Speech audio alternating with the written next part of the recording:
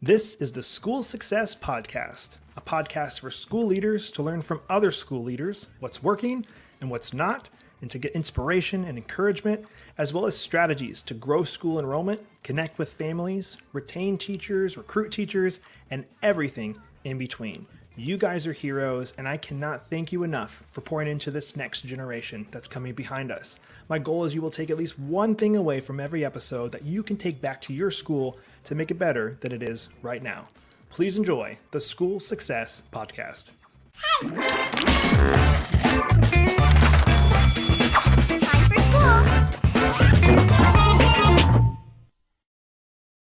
Hey, school success makers. Today we're joined by my friend Dan out of the great state of Pennsylvania. He's the head of school of a Christian school up there, and he's doing some awesome things. He's a super cool guy too. And we made some small talk in the beginning, realized he knows a lot of the same people that I do from when he was living in Florida. So super small world. I love it. You're going to love this conversation. So please enjoy this next episode of the School Success Podcast. Well, hello, everybody, and welcome to another edition of the School Success Podcast. I'm your host, Mitchell Slater. I'm joined by a new friend out of Newtown Square, Pennsylvania, Mr. Dan Steinfield, who is the head of school at Delaware County Christian School, and of course, none other than Newtown, Pennsylvania. And they're doing some sweet things there. They're a big school with a beautiful campus. If you guys get a chance, go to their website and check it out. It is magnificent. I love it. They have a great video on the homepage. You can see kind of what all the students are up to and the campus. But I don't want to take any thunder away from him. I will pass it off to introduce himself. So Dan, welcome to the podcast today, sir. Yeah, thank you, Mitchell. It's really a privilege to be on this today. I'm looking forward to our conversation. It's going to be a blast. And I know I mentioned in the beginning, you mentioned it was a beautiful day there in Newtown Square, but what else is there to do there? So I always try and start out the podcast. If I was to come visit, what are we going to do for fun there? What's something really cool to do there? Yeah, that's a great question. Well, Delaware County Christian School is located in the main line right outside of Philadelphia. And so there is so much to do. Obviously, the first thing we would do is go to historic Philadelphia. I'm a history teacher by trade, so we would bore you with all the history visits there in the city of Philadelphia. But you're also so close to great hiking. There's some great lakes. If you like the outdoors, there's plenty to do in the outdoors. You're an hour and a half from New York City, 2 hours from Washington, D.C., an hour or so from Baltimore. So it's really a tremendous location here, right outside of Philadelphia. So much to do and enjoy in this area.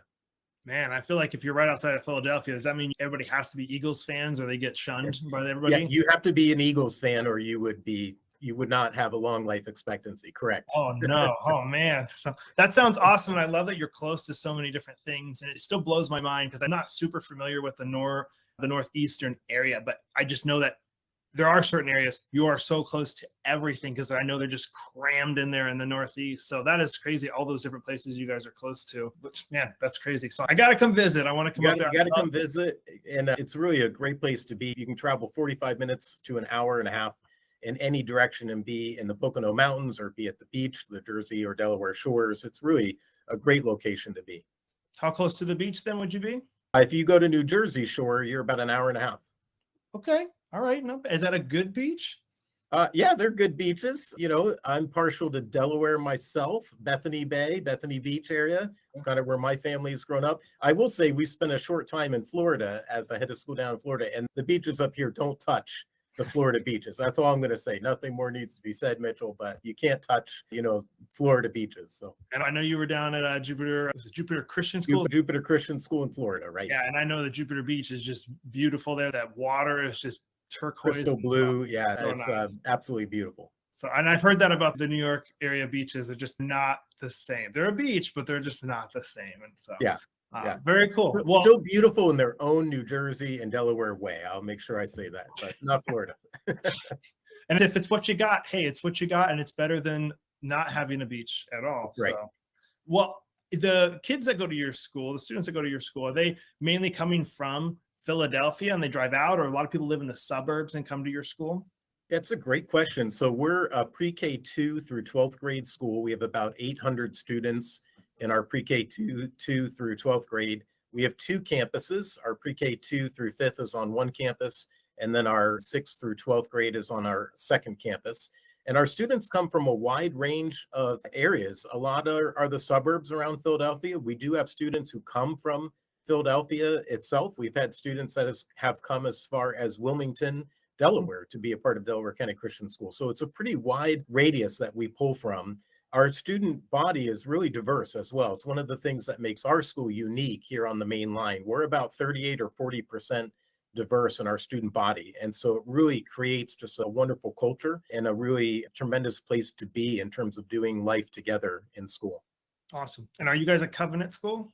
We are a parent covenant school, so one parent professes faith in Christ to come and be a part of Delaware County Christian School, correct?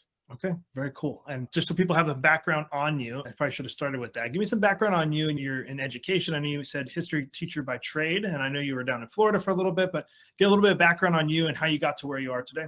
Yeah, quick version is started my teaching career at Delaware County Christian School as a middle school teacher. I taught history, geography, civics. So I'm a social studies PA certified teacher by originally by trade. Worked at DC for about 16 years in both teaching in the classroom, and then about moved my last 4 or 5 years that I was here into administration, was on the executive team. Left DC in 2013 to be a head of school. And the Lord gave me some wonderful experiences as head of school.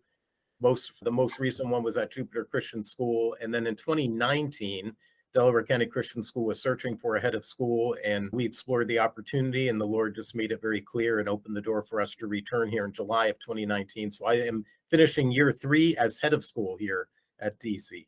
Man, very good. And I'm assuming, no pressure, we're on a recorded line here. You love it, I'm assuming, there at Delaware. Yeah. I love it. My family, we bleed green and white. Those are our school colors, and just love the community here. Having been here 16 years before, coming back, it was like returning to family, returning home.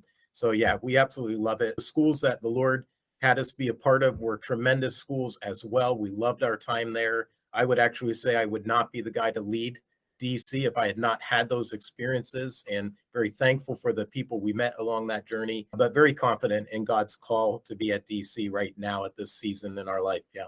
Awesome. Well, I'm assuming you guys are experiencing probably some growth and some different challenges that are approaching with just the world we live in right now. And I know a lot of Christian schools I've talked to, they're getting an influx of people that are interested in applying, which with that comes challenges, but you guys might have some of your own specific ones. So I'd love to hear about some of these different challenges you guys specifically are facing as a school, but not just what they are, also how are you planning on or currently combating those challenges?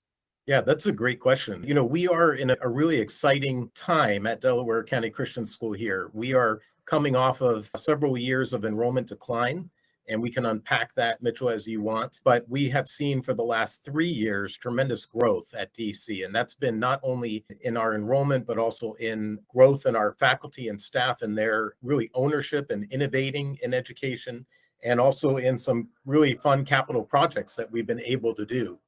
And so it's been a really exciting time of growth for us. So, in terms of challenges that we are facing, there's 2 schools of thought for that.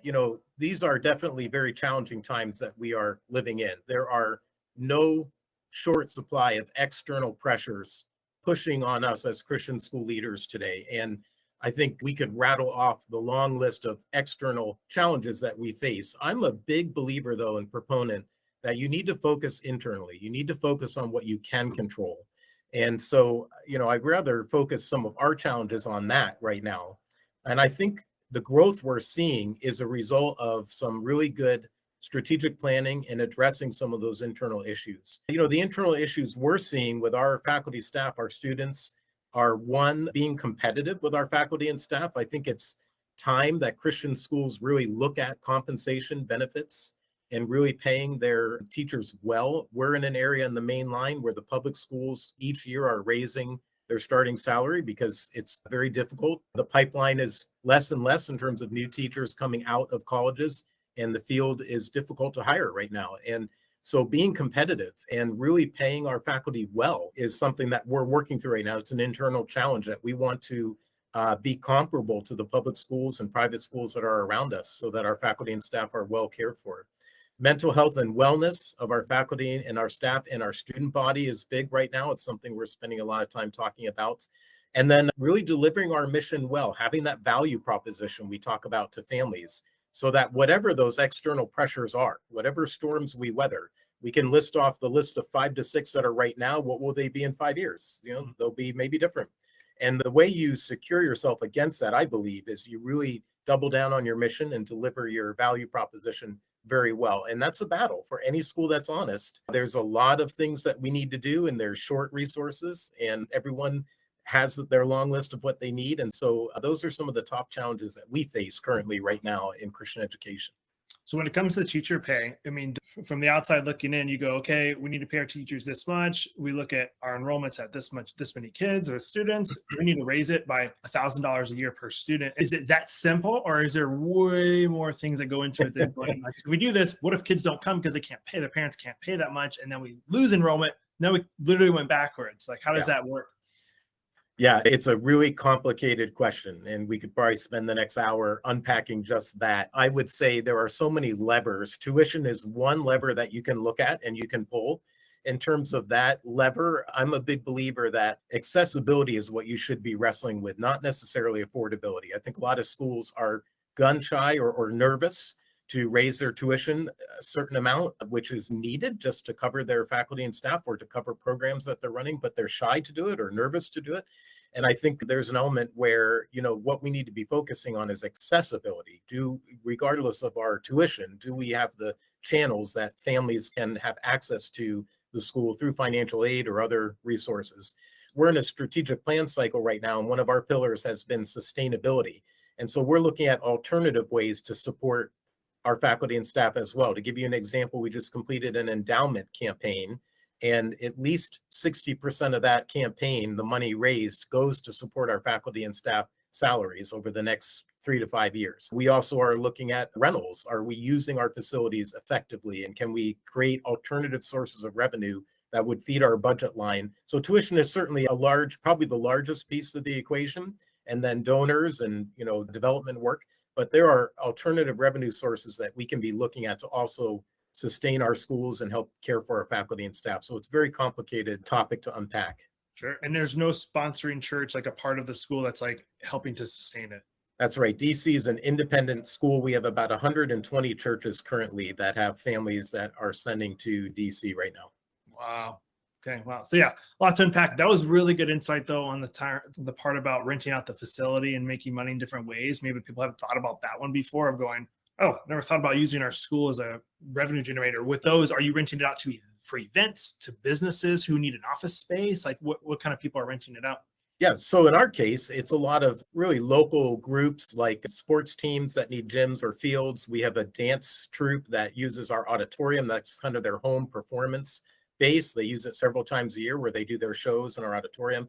That's how we've landed, but we have some schools that are neighbors to us within 45 minutes to an hour radius of us. I know one school that bought a office facility for a high school, knowing they would only use the first 2 floors. They rent out the other 2 floors, the 3rd and 4th floor. They've been able to separate them so there's no commingling, and those are rented out as office spaces to business, and that rent covers their monthly or yearly mortgage. Wow. So really, there are some schools doing some really creative things to find alternative revenue sources. I love that. So that's the first time I've heard about that on the podcast. That's a really good idea that hopefully people have thought of. It's like, oh my gosh, I can't imagine buying an office building, but there you go. Somebody's doing it and it's saving them a ton of money, which when that money saved goes to more teachers or goes to different programs you can do for the students. Exactly. Love that. You'd said before you kind of came back to the school, the numbers were declining. I would love to unpack that a little bit. We don't have to dive in too terribly much, but was there a specific thing that happened or a reason that stood out that you're able to share of why that was happening? Yeah, I mean, there's always external forces pressing against the school. In 2008, we had the economic recession and a lot of schools saw a decline at that time. DC was not immune to that, but our enrollment decline kind of just slowly continued in a downward trend through 2019. And when I came, the quick answer was to point the finger at all the things around us, whether it was declining demographics or, cost of tuition, or we are in a highly competitive area. The number of private schools surrounding us is astounding, and we have several blue ribbon top level public schools right in our immediate area. And so the competition is hard. And so the inclination was to point the finger at all those external things. I would say, Mitchell, to put it as simply as I can, that was our problem. We had not looked internally and said, even with all that stuff around, we have a value proposition that people should want, even with those choices around them. And what are we not doing to deliver that value proposition to the best of our ability? As we came in 2019 and did some internal strategic planning and really did some internal assessments, we began to build out a plan that would address those things. And that's why I believe we're growing right now. We've sharpened our vision. We've addressed a strategic plan that tackles some of the areas in our school that needed growth. And we have a lot of work to do. Any school that is transparent with you would be honest and say there's no lack of work to do, but you have to identify the deepest needs, create a plan to address those, and then that cycle continues. Whatever works for your community, 1 year, every 3 years. We happen to be on a 3-year strategic plan cycle right now. We finish next year, year 3. I don't know what our next cycle will be. It might be a 2-year cycle, but as we have really sharpened that vision and that value proposition, we've seen growth. The simplest way I can put it is organizations, my philosophy is organizations are living things. People want to be a part of a vibrant, living thing that is going somewhere. And if you're just kind of repeating year after year the same old thing, people can sense that, and they can sense that you're not really moving anywhere with purpose, and you will lose people for that reason. Even if they're poor schools around you, if they're going somewhere, you will lose people to them. So that's how I kind of process what's happened here at DC in the last few years. So with those decline numbers, you came in 2019, and we all know what happened in 2020. So how did that, you came in this declining numbers? I know like people are tired of talking about COVID when it comes to all this stuff, but I am really curious. So you came into declining numbers, you come in, you guys are obviously bigger now, you've grown. How did that work when 2020 hit and you guys had to navigate COVID up there in the Northeast? Yeah, that's a great question. And there's no doubt, please hear clearly, there's no doubt that COVID and culture have helped DC and lots of Christian schools over the last 2 years. So I'm not trying to say that that's not an external factor that doesn't weigh in. I also am very strong, though, that COVID or culture are not a strategic plan. And I think a lot of schools are operating under the guise that culture, for example, and the challenges we're facing right now and some of the things happening in public schools, that's their strategic plan, that people will flee that and come to them. I'm a big believer it's not. We had done the strategic plan work I shared in the fall of 2019. We rolled our strategic plan out to our families in February of 2020. And we were seeing at that point the strongest admissions activity DC had seen in over 10 years at that time, even before March of 2020 and COVID hit. So our trends were that people were responding well to the work we were doing.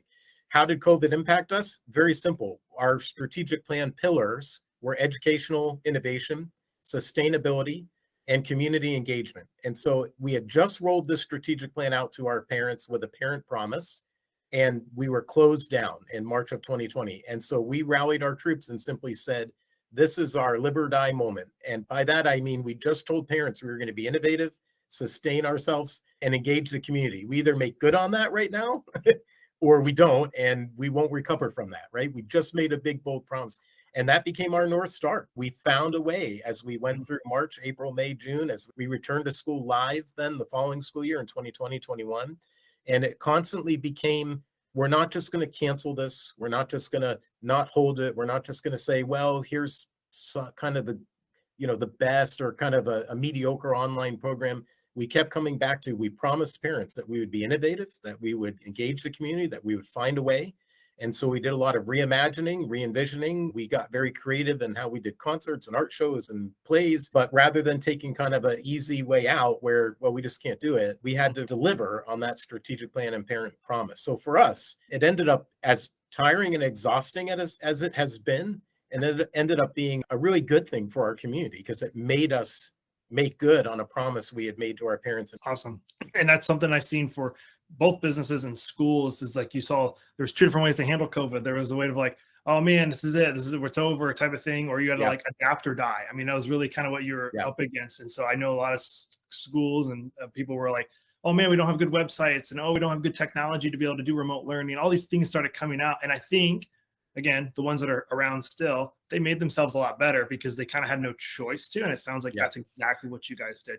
That's what we did. Had no choice. And so we talked a lot, Mitchell, that, crises are tough. I'm not trying to minimize anything we've gone through in the last 2 years. It's been exhausting to lead in the last 2 years. I recognize that, but crises are simply accelerants. And we talked about that in our community. COVID is not going to cause this or that. it's an accelerant of trends that were already at play in our community and in other businesses and other organizations. And so how do we tackle that? Understanding that we still have some measure of control here, and we can still tackle the direction in the future that we go by God's grace.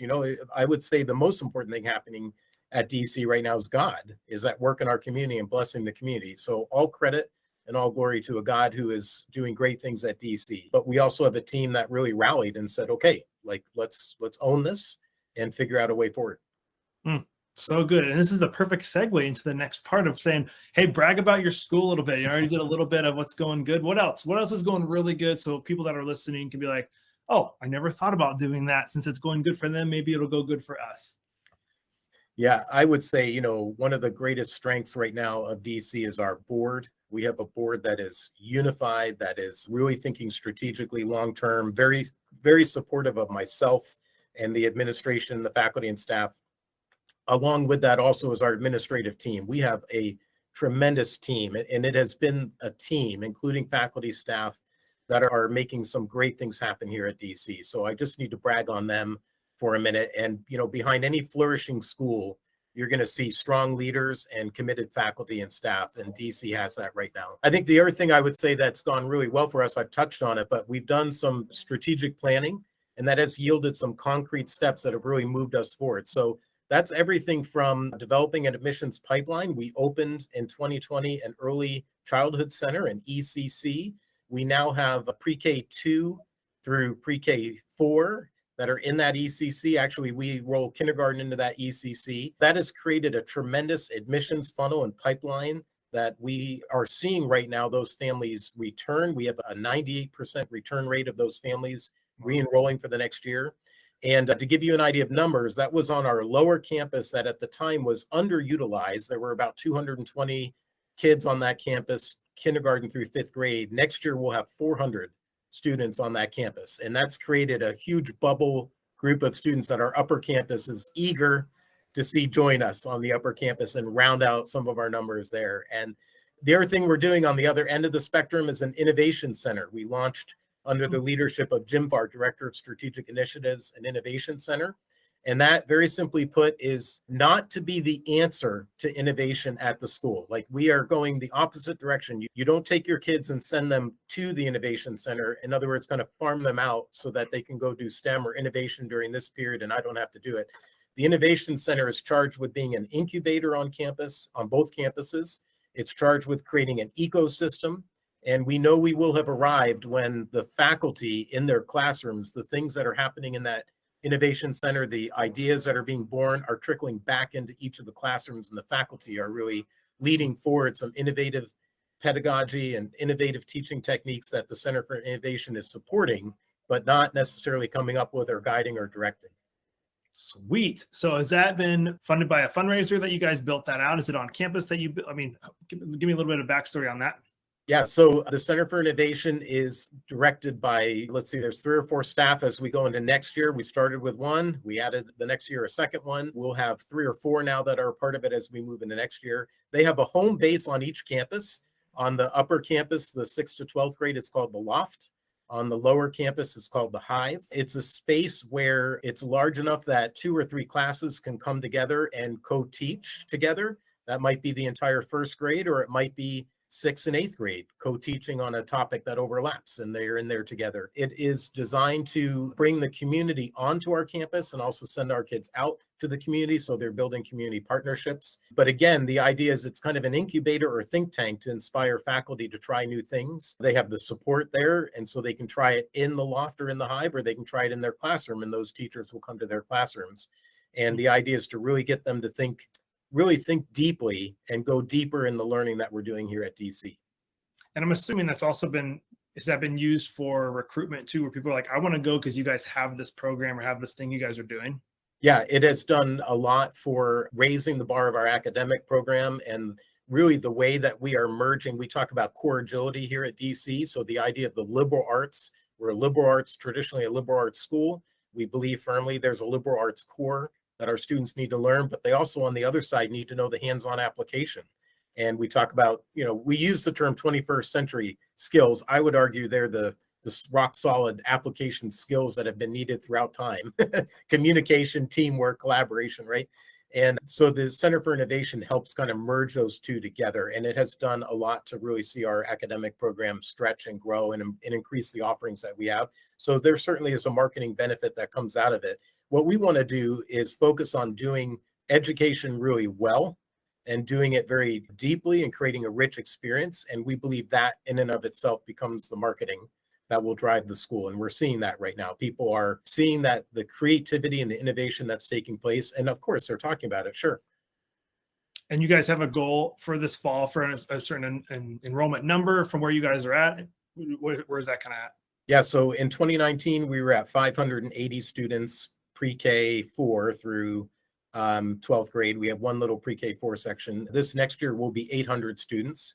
And we have a 10-year plan. If we can hold that little lower campus bubble we talked about, when that current third grade reaches their 12th grade year, we'll be around 900, 950. And our enrollment goal would be to hover in that area. I think for us in the Northeast, knowing our environment, knowing the demographics, that would be very, very respectable if we could remain around 900 and hold steady there. And you can, and with the current campuses that you have, you can hold that, or you have to build different buildings for that. We need to do some work. I wouldn't say we're building new buildings. We're really rethinking our space and kind of repurposing existing space that we have. But there are some significant capital projects we need to do to be able to hold those students. We do not have the space currently right now on either campus to sustain those numbers. And you're in an old like mansion house, right? Now what is the school's in something like that? Yeah, so both of our campuses have a mansion. The office I'm sitting in right now is the old Strawbridge mansion, Strawbridge and Clothier. People from the Northeast will know what that is. It's kind of like a J.C. Penney of the Northeast, or Sears of the Northeast. Both of our campuses have one of those historic mansions, and then the academic buildings have been built around it. We have collectively about 50 acres between the two campuses. So, man, that's so cool. I love the history. I know you and I talked about this on our first phone call. It was like there's so much history and old buildings there, and we just don't have as much of that in Florida, South Florida, unless you go to the St. Augustine and stuff. You got some older buildings. So I love that. That's just really cool. The kids get to grow up grow up and learn history in the history of like our country, which is cool. Like go to Philadelphia and all that. Yeah, a lot of the private schools in our area, almost all of them have some historic mansion building that the school's been built around. Some of our public schools even have been able to incorporate historic buildings. It's very common in the Northeast here. Super cool. Well, you've been in education for a while. So as we kind of close it out, wrap it up, what kind of a piece of advice for all those years, if you wanted to share with anybody listening, what would that piece of advice be for other school leaders? Yeah, boy. I think first and foremost, you need to be grounded in Christ. You need to be in God's word, seeking the Lord. I would be the first to say what we see happening at DC here is from God. And the minute we take our eyes off of that or begin to think it's something we've done, I think that we would see the blessings cease. Just the importance of being that shepherd leader first and foremost, and that you are yourself grounded and rooted in Christ, and then caring for your faculty and staff in a similar way. The other thing I would share in today's culture and climate, I think one of the most important things that school leaders need to hear, and I don't think we're hearing it enough right now personally, is that, again, bad culture or cultural issues or COVID is not a strategic plan. I know right now all the talk right now is public schools, and public schools are wrestling with certain topics. And there are Christian families that are going to leave and come to Christian schools. That will fade away, and we're probably a year or two away from that fading away. Eventually, and I don't mean this to critique any individuals and their spiritual life, but as a whole, we've seen time and time again, we eventually become lukewarm. We eventually begin to say, wow, that tuition price is pretty high, and maybe my public school wasn't that bad, and we'll just stay where we are. We're already seeing that, the early signs of that, the periphery of that in our admissions activity. We have 4 or 5 families this year that we were sure were coming, and they've communicated back to us at the last minute here, we've thought about it and looking at that tuition price, and maybe our public schools aren't that bad, and we're just going to go back and stick it out, and so I think helping people understand what a true biblical worldview Christian education is, you can't supplement it somewhere else. And then having, doubling down on your mission and really delivering that solid value proposition that will stand the test of time. Whatever happens around you, that solid value proposition that parents are just drawn to. Your mission becomes your magnet, and parents just cannot not have what you're offering for their family. I think is the most important work we can do right now and the focus we need to stay focused on as Christian school leaders. And that was good because that was only brought up. One other person kind of brought up something similar on a past podcast saying their biggest advice specifically to Christian school leaders where it was don't jump into building a building just yet for Yeah. stuff because he said you're getting this influx, but he goes, he was worried. I think we're going to see some bad things come from that. They're going to build these buildings for millions of dollars, and then people are going to do what you just said and go back because they're like, it's expensive, or maybe it's not so bad, and then they're stuck with these huge buildings that they need to fill. Yeah. That's scary to think about schools being upside down and something like that. Yeah. Again, I shared earlier that we have a 10-year capital project plan to build so we can absorb the students coming. So, we're already looking at that as well, but we're doing it, I hope, with some really good thought and wisdom. We're constantly checking our community. We're constantly zeroing in on our value proposition and do parents, how are parents pleased with what they're getting? I think the most important way to put it is we talk all the time in our admissions process. We want families running to something, not running from something. And so you can't build buildings because families are running from something. If you follow that logic through, they will eventually run from you, right? So you've got to have families that are running to something. And that means that you are building something that will stand the test of time. And we pray and we hope we're doing that here at DC. I don't know, check in with me in 5 years and I'll let you know if that third grade made it to our upper campus. Yeah. Well, this has been awesome, Dan. You are an amazing educator and a great leader. And I can tell just from your smile and your personality, you're passionate about what you do. So continue to do what you're doing, pouring into that next generation. I'm excited to see the growth for you guys for the next 1, 2, 5, 10 years that you guys are going to be there and growing. So thank you for taking time to be on the podcast and wishing you and your school nothing but the best, man. Yeah, thank you, Mitchell. I really appreciate the opportunity and praying for you as you have an opportunity to work with and lead school leaders across the country. Thanks, man. Well, another huge shout out and a thank you to Dan for taking time and being on the podcast today. I loved our conversation. I love the small world of how he knows people that I know. And I'm just wishing him and his school, Delaware County Christian School, nothing but the best as they continue to grow and educate the next generation that's coming behind us. And if you were listening to today's episode and you were like, man, I need some help at my school growing enrollment or finding ways to connect better with the families that are in touch with you or automating the application process or any of that stuff, I would love to hear from you. You can check us out online, schoolsuccessmakers.com. That's schoolsuccessmakers.com. Or if you're a Facebook user and you love that more, check us out on Facebook. We got a private group just for school leaders called School Success Makers. I'd love to see you personally in there. School Success Makers on Facebook, private group just for school leaders. And as always, we'll be here next week with another amazing guest as usual on the School Success Podcast. We'll see you then.